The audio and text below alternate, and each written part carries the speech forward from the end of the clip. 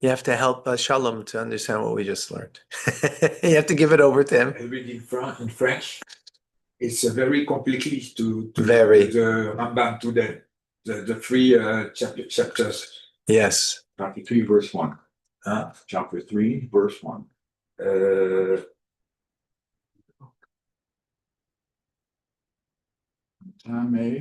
Zav, Mishkan, Zav, Mida. Yes, it's very complicated Very now. complicated to understand.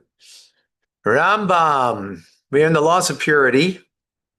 We're doing now, starting a new chapter. We finished yesterday the laws of Matzera, of the different affliction that can be on your skin, on your clothes, or on your home.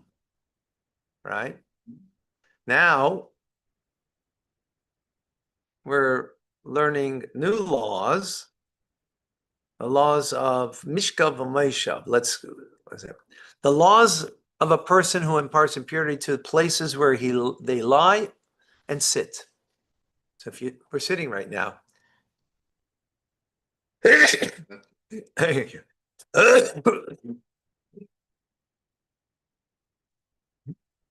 So in our sitting, sorry, 1 second, let in people. Okay. Please let in others. Thank you.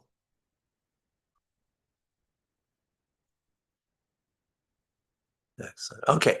So laws of a person who impart impurity in places where they lie and sit, they include in the text 4 positive commandments. They comprise of the following: the laws of impurity of a woman in her menstrual state, the laws of impurity of a woman who gave birth, the laws of impurity of a zava. A zava means a woman who has not during a menstrual time period, but she has an emission, right? And the laws of impurity of a zav, of a man who also has.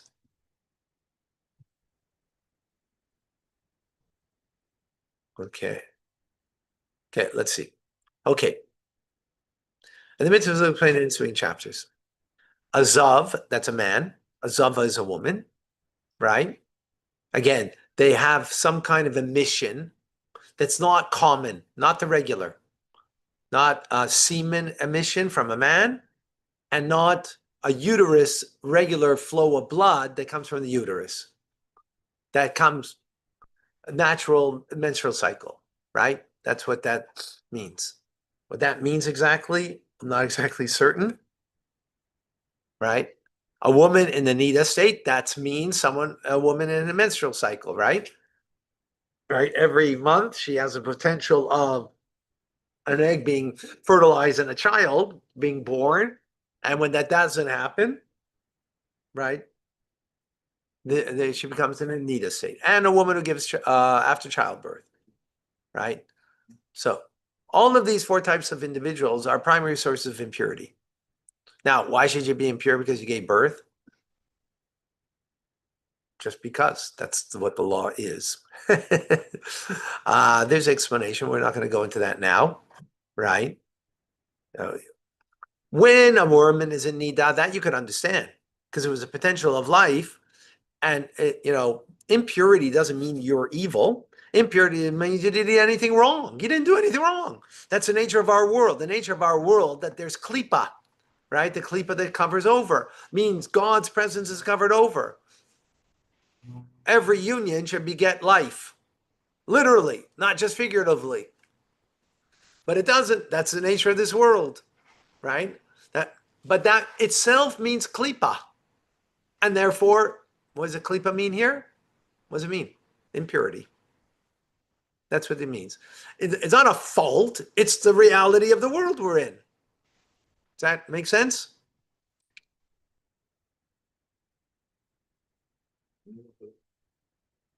Okay. So now they became a primary source. It means avatuma, right? Ava satuma. A primary source. That means that they impart impurity to implements. Implements means vessels, clothing, Like if they're impure and they touch clothing, that clothing becomes impure, right? Impure just means, what does it mean impure, by the way? Wait, you got to throw it in the garbage? Not necessarily. No, it means it has to be purified. Why does it have to be purified? Why? Why does it have to be purified? Can you live in a state of impurity? Well, no, that's Kabbalistic. Now we're going to deal very halachic, not in those terms. Not yet. Let's understand it simply. No, that you're right. That's klipa. That's okay. That you're right. Correct. No, but I'm asking, can you live in a state of impurity? Not only can, we do. We're all impure because we all came in contact with a corpse.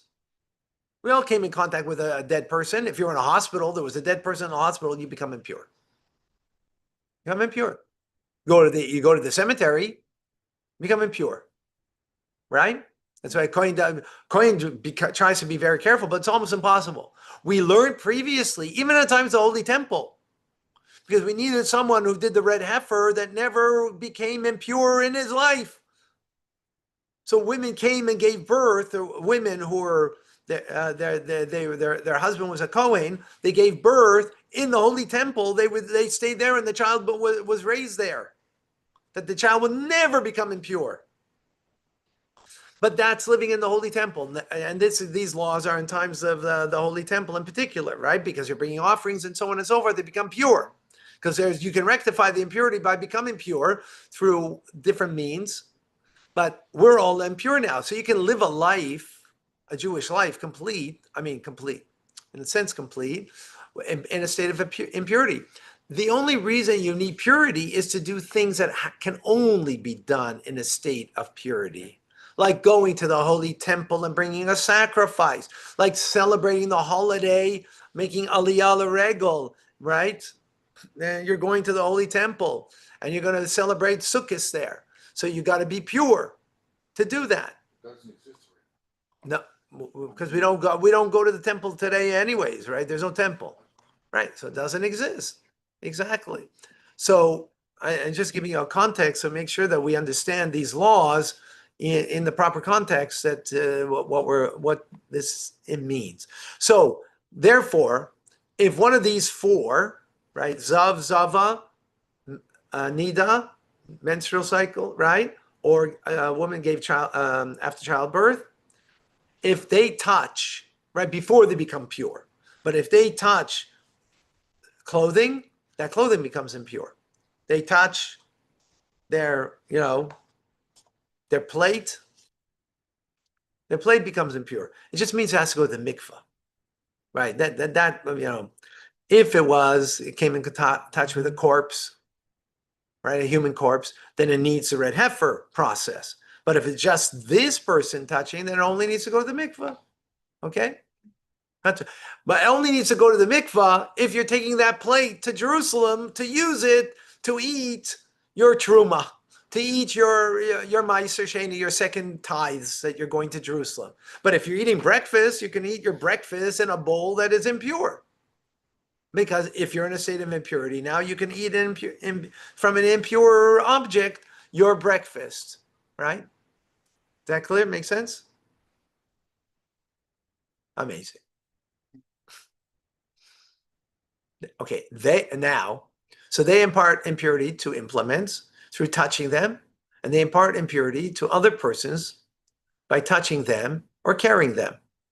So that's, let's say, man or woman, right? They're impure now, these four different categories we just spoke about. They touch another person, that person becomes impure, right? They carry that person without touching them, because if they touch them, without touching them, they also become impure, right? They impart impurity to objects in which what we're speaking about over here, as they also, if they lie on something and it's underneath, if they're touching it themselves, and obviously I'm touching the chair, it means underneath it, I have double chair, so the chair underneath, right? That's what it means lying on. Doesn't, right? Or they lie, they sit or ride. they cause them also to be considered as a primary source of impurity, and they impart impurity to the objects above them. Below them, I think below means below and above. So it's not all becomes. Right.